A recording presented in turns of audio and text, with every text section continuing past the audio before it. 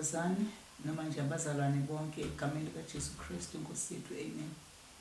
As we continue bazalwane, we know very well ukuthi njalo ngoLwesithathu siba nenkonzo yamantombazane specifically, amen. Ngumama Zulu, sindisiwe uJesu ngiyamthanda ngendlela emangalisayo. But ke namhlanje I wish ukuthi ke nasishare izwi lenkosi nani bazalwane esilithola kuRuth chapter 3 egameni kaJesu. Lifundeka kanjena ivesi nje elilodwa sobe siqhubeke ngokuqhubeka, amen.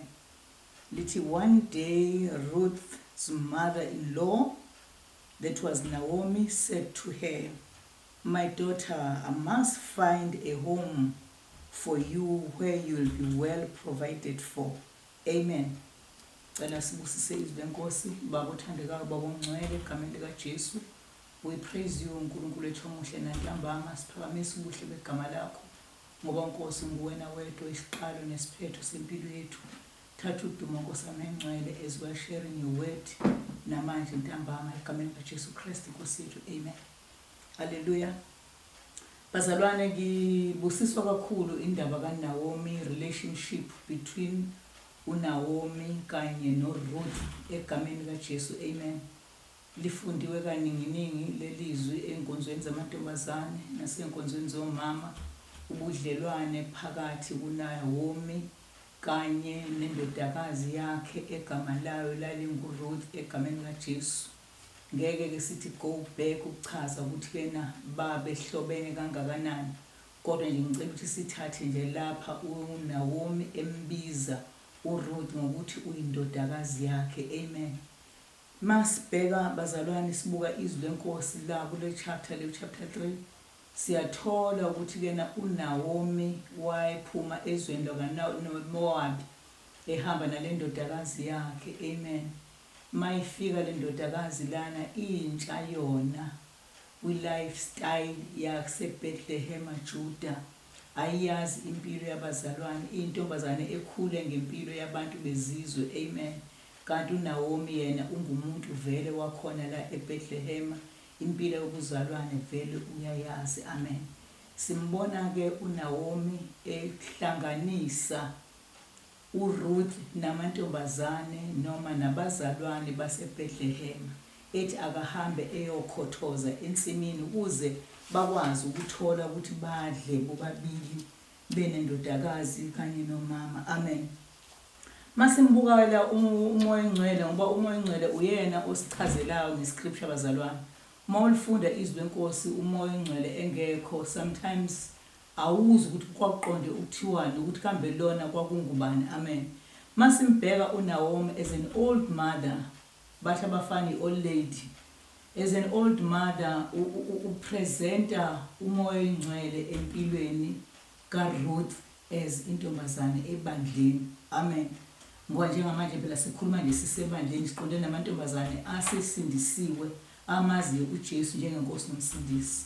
Asimbukeni ke uNaomi ntambama bazalwane njengemaster yentombazane. Mhlawumbe abanye bazodideka ukuthi why ngithi uNaomi uyimaster, wasiyazi umaster igama elimele umuntu wesilisa. Kodwa masibuka iage kaNaomi, uNaomi umuntu osekhulile. Abantu abadala abawogogo bathi mabekhula baze bashintshe irole yabo ibe abantu besilisa emakhaya, ngendlela abahlonishwa ngayo nangendlela barecognized ngayo nangendlela akulalelwa ngayo izinto uma bezikhuluma, amen. Isihloko sethu namhlanje siqonde namantombazane ngqo sithi obedience as the key factor of our success. Kusho ukuthi mantombazane uma ningaba neobedience ebandleni noma nibe neobedience kuNkulunkulu umoya engcwele, impilo yakho iyoflowa, iyosuka phansi ishone phezulu. Ngeke ube nama ups and down empilweni yakho uma ungabamba le obedience uNkulunkulu akazokhuluma ngayo namhlanje ntambama egameni kaJesu, amen. So lithi izwi lenkosi ke uNaomi was looking after uRuth, amen. Naomi is taken, she is the master of this girl, amen. Naomi futhi siyambheka futhi as a parent to this girl, amen. Siyambuka futhi uNaomi mhlambe sithi i-director ngoba uyena oyidirector intombazane ukuthi namhlanje uzokwenza lokhu, namhlanje uzokwenza lokhu. Amen. Siyambuka futhi uNaomi as an instructor, uyena o-instructor intombazane. Intombazane ayizazi indlela zaseBethlehem, but she is instructed, she was instructed by uNaomi. Amen. So uyabona ukuthi kena ubudlelwane phakathi kwalabantu ababili kufuneka kube khona ozoba nale obedience to another ukuze kufezeke i-purpose kaNkulunkulu yokuthi avume ukuthi uRuth akazohlala la esizweni sakwaBethlehem Juda. Amen. So siyambona ke manje masibuka leli izwi lenkosi lithi kena, my daughter, I must find you a home for where you will be well provided. Ayikho into ebaluleke njengekhaya empilweni. Akekho nje umuntu ongathiwa nje ujabule empilweni yakhe engenalo ikhaya. Siyababona ama-street kids ahlala emgwaqeni, uyabona ngendlela asafarisha kanjani empilweni. Kodwa uma uthiwa unekhaya, you are well cared for.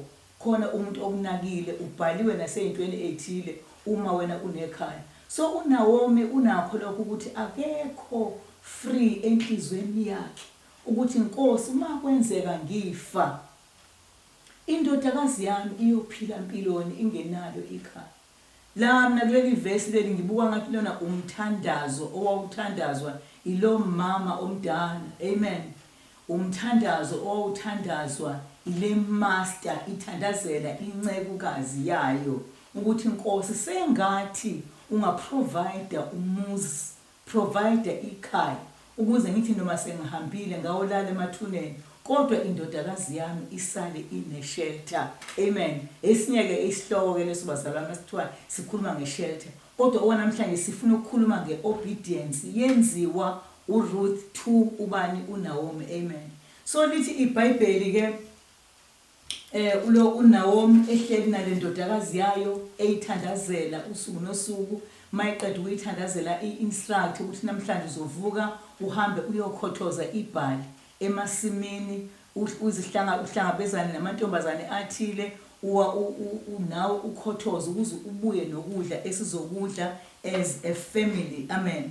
Siyadlula kumavesi amaningi, ngithanda ukuthi ke nasidluleni bazalwane sibheke i-instruction eyayiqondene kakhulu nale chapter le uchapter 3 kade simfunda namhlanje.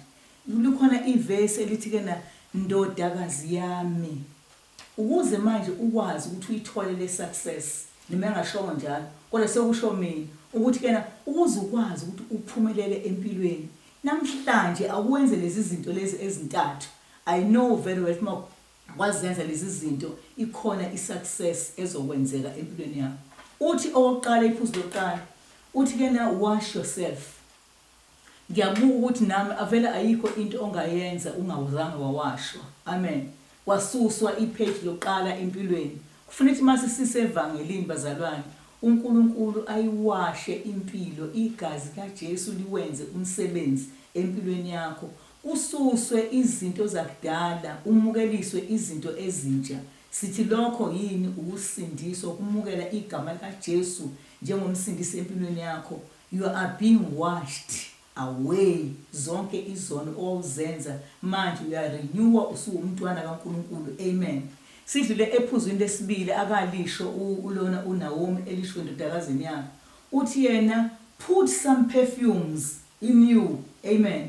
So mangibuka ama-perfume akayichaza ngawo uNaomi ewachazela indodakazi yakhe mayethi ke na put some perfume, ngiyabuka nami endleleni sihleli namantombazane ebandleni nami awaze yangena ngelinye ilanga nganginama-perfume umoya engcwele akayengiqhola ngawo ukuze inkambo yami imukeleke. Omama bangemukele ebandleni, nobaba bangemukele, nobhuti kube obhuti bami. Kwakunama-perfume namanje futhi akhona enza ukuthi nje intombazane ithandeke ebandleni. Ungabe ukuthi masekangena le ntombazane kuzolahleka ukuthi. Amen. Make le ntombazane ehamba nobani kuzokuzwa ne-influence ebhedayo. Amen.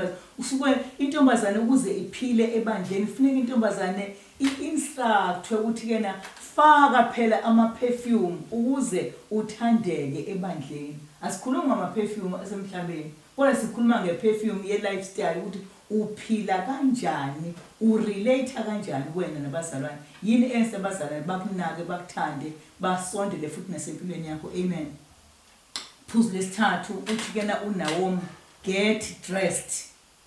Uyabona ukuthi uma uNaomi ngempela le ntombazane uyayi-instructor as a master, uyayitshela as a director, uyayidirector intombazane ukuthi njengamanje uze lifezeke icebo likaNkulunkulu. Sisuka nawe kwaMowabi size la eBethlehem eJuda. Ntombazane yami njengamanje-ke wena yiba well prepared. Awugqoke-ke manje ube muhle. Amen. So ukugqoka, yazi ukugqoka siyakubheka abazalwane. Siyambuka uMaria ngelinye ilanga evakashelwa ingilosi wayezozala uJesu, wayezokhulela uJesu ngaleso sikhathi. uMaria wasaba ukuthi Nkosi yami ngizoba nehlazo, ngizokhulelwa ngiyintombazane ngizokwenza. Kodwa ingilosi ngiyayithanda mayisithi kena uzosibekelwa amandla kaMoya Oyingcwele. Inkazimulo kaNkulunkulu izokusibekela. So kusho ukuze ube intombazane ephila impilo enobuqotho neyemukelekayo enkosini, kufuneka ube well dressed by the glory of God empilweni. Amen bazalwane. So nje amantombazane ebandleni ukuze akhonze kahle necebo likaNkulunkulu akalibekile to each and every one of us, kufuneka intombazane ibe well dressed. Ngamanye amazwi kufuneka intombazane ibe njani, imbathiswe ngamandla kaMoya Oyingcwele. Ngoba intombazane uma inqunu iyagodola intombazane. Ukhuluma ngayo intombazane iyadikile. Wenza ini encane, mhlambe kuthiwa ayi wena awenzanga kahle, awuqalanga kahle iculo, awuzange wenza, yabona nje ngilinganise izinto ezincane ezenzekalayo ehlanganeni kwethu. Bese intombazane ibe nenhliziyo encane iyadikila ngenxa ukuthi intombazane ayifudumele. We need to be well dressed mantombazane sikhona ebandleni. Yembathiswani ngamandla kaMoya Oyingcwele azokwenza ukuthi wena fudumala, noma uswele kodwa wena ufudumele. Noma awuzange wazi waprovidwa ngezinto eziphathekayo kodwa wena unjani ufudumele. Noma you are unemployed but wena into emnandi ukuhlala kwakho enkosini uhlala ngoba unjani ufudumele, uzizwela uthando noaccept nokuthi umukeleke ebandleni. Amen. So ke lithi iBhayibheli masimbheka ke manje siyambuphila, sibona irelationship phakathi kukabani, kukaNaomi noRuth. Siyambona uRuth inkosi yami ehamba eyokhothoza ibhali. Ngelinye ilanga intombazane binama challenges intombazane bazalwane. We cannot nje sikhulume sithi kana she was living a holy life. Akuzange njalo bazalwane. Wayethi mayisefika lapha ngesikhathi kuyovunwa ibhali, abuye intombazane enkosi yami izigudle ebafanele. Masimthola chapter 2 verse 21 lithi iBhayibheli, stay away, stay with me, stay with my workers until they finish harvesting all my grain. Amen. So masibuka izwi lenkosi laphana think verse 21 no 22 lithi iBhayibheli uRuth masevuna laphana wayebuyisa ireport njalo ekhaya. Amen. Mayebuyisa ireport uthi kena uthe uBowazi angihlanganyele nabafana ngisebenzisane nabo. Amen. Wayizwa umaster uthi le language ngathi sishintshile. Usho ukuthi kungenzeka ukuthi kena uRuth sethe mayifika lapha ya emasimini wayesezigroupa nabafana. Amen. uNkulunkulu uMoya Oyingcwele wakhulumisana noNaomi wathi kena watch, awulalele amazwi ukuthi intombazane manje siphambanisa ilanguage. Wayesegcizela lapho verse 22 wathi kena zimatanise namantombazane futhi bheka ukuthi wena uhlala usensimini kaBowazi, ungavuni noma ungakhothozi kwenye insimi, but wena khothoza ensimini kaBowazi, usebenzisane futhi nalawo mantombazane lawo akhona, hayi abafana. Amen. So lokho kuyaveza ukuthi vele intombazane ihamba endleleni kube khona nje ukuyifikela ukuthi Nkosi yami I cannot survive engekho umfana engiclose naye empilweni. Amen. So uma uthiwa ke awunaye kumaster Nkosi yami, awunaye idirector, usho ukuthi vele impilo yakho vele izohamba igudle bafaneni, abafana bavele bayithathe impilo yakho iphele ebusweni bukaNkulunkulu. Amen. So ke siyambonga uNkulunkulu bazalwane, kukhona lokho ke enhlizweni yami ukuthi kena obedience I-obedience is your master empilweni. Iyona ezokwenza ukuthi wena ukwazi ukuhlala. Lithi iBhayibheli masibheka laphana uMaria was usister kaMartha, siyikhumbula lo ncwadi bazalwane, ukuthi uMaria lithi iBhayibheli wayehleli ezinyaweni. Impilo yakhe eyinjani? Yayihlala ezinyaweni. Ngesikhathi uMartha yena ebusy eshouta, ecomplaina, enze yonke into, kodwa uthi uJesu kuMaria, uMaria ukhethe isabelo esihle sokuthi yena enze njani? Ahlale ezinyaweni zikaJesu. Amen. So amantombazane azosucceeda endleleni, amantombazane azoprospera, uNkulunkulu awabusise ngezinto ayevele ezibekele zona kwasekuqaleni. Ilawo mantombazane lawo azozehlisa ayohlala ezinyaweni. Masiqhubeka nale chapter 3, lithi iBhayibheli eseqedile kum-instructor zonke lezi zinto uNaomi, lithi iBhayibheli wathiwa-ke hamba-ke manje uye emasimini ebhali lapho uBowazi akasebenza khona, ngoba usho uBowazi wayesebenza avele alale khona kulawo masimu. Amen. Nawe ke Ruth, hamba ufike wena uyozendlalela ezinyaweni zikaBowazi. Kodwa abantu bangakuboni, naye futhi uBowazi angakuboni, kodwa wena nje hamba uyofudumeza izinyawo. Usuyabona ukuthi kena usho ukuthi le ntombazane lena uNkulunkulu wayevele eyiblessile kusukela eqaleni. Amen. Ngoba ayizange agwishe. Ngiyabona i-different age, yabona i-age difference between uNaomi kanye nayo uRuth, ukuthi uRuth usemncane bazalwane, usafuna izinto nokho ezinene-comfort zone. Cabanga makuthiwa akavuke ahamba ayohlala le emasimini. Amen. Kodwa ngenxa ye-obedience, ukuzehlisa nokuthobeka, wavuma uRuth engazi ukuthi isibusiso sakhe silele ezinyaweni. Izibusiso zethu bazalwane azikho high, njengoba siphakamisa izandla sithi high and high. Kodwa izibusiso zethu sizithola kuphi? Sizithola ngokuhlala phansi ezinyaweni. Lithi iBhayibheli le ntombazane yazehlisa yaphuma e-comfort zone, yehla yayohlala ezinyaweni zikaBowazi. It is where lapho uNkulunkulu azibonakalisa khona ukuthi kena unepurpose ngempilo kaRuth. Amen. So i-message ileyo bazalwane bami ukuthi kena let's bow, let's be humble before our master. Asike sibe ne-obedience, simlalele.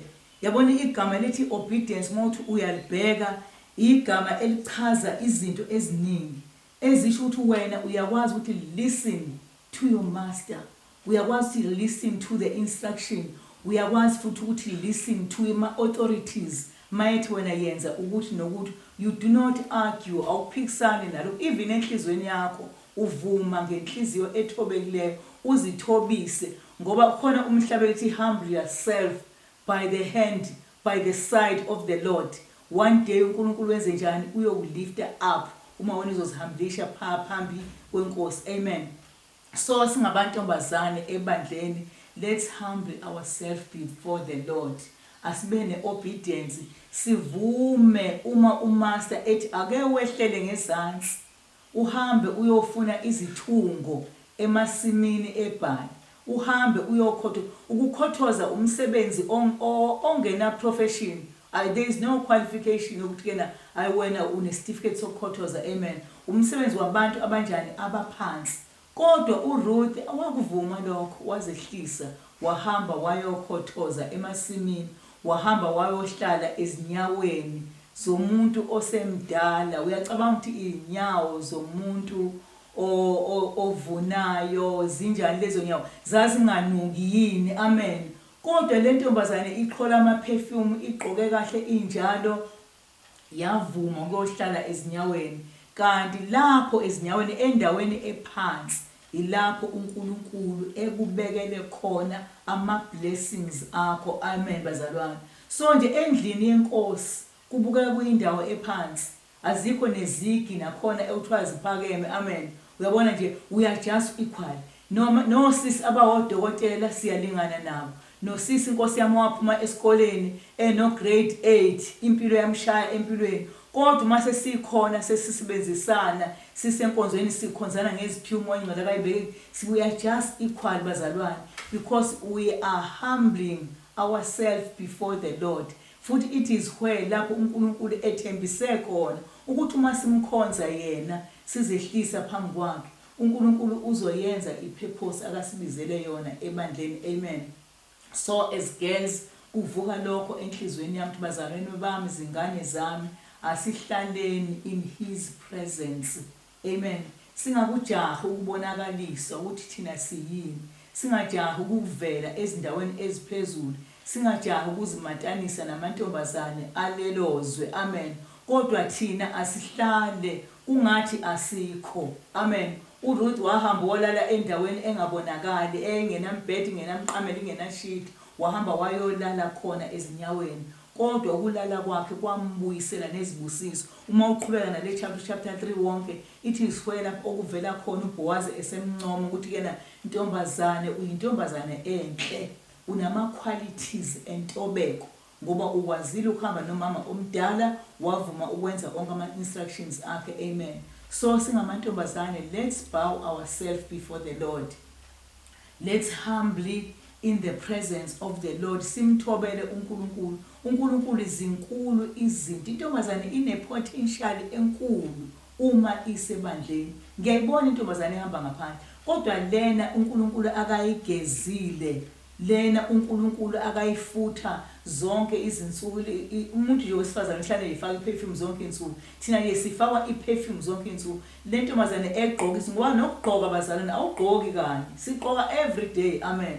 Ukuze sibe njani, sibonakale siyintombi emhlophe phambi kaNkulunkulu. Amen. So singabazalwane, bazalwane ngiyagcizelela amantombazane ami ukugcizelela kulolu lwesithathu namhlanje. Inkosi yami uNkulunkulu akanisize nibe nalo moya ukuthi Nkosi mina ngifuna ukuzithobisa phansi kwesandla sakho, because I know ukuthi hayi ngoba ungizonda, one day you will lift me up, ngibone inkazimulo yakho. uNkulunkulu akasibusise. Ngicela sibonge. May God bless this word, may God bless this message egameni kaJesu. uNkulunkulu wethu namandla onke abusise onke amantombazane who are going to listen to this message namhlanje. Baba wethu ongcwele, ubeke isandla sakho phezukwawo ngoba akekho umuntu ozokwazi ukuphumelela uma isandla sakho Jesu singazange sahlala phezulu kwempilo yakhe. Thatha udumo kaNkulunkulu wethu ongcwele namanje sisaphuma egameni kaJesu Kristu Inkosi yethu. Amen.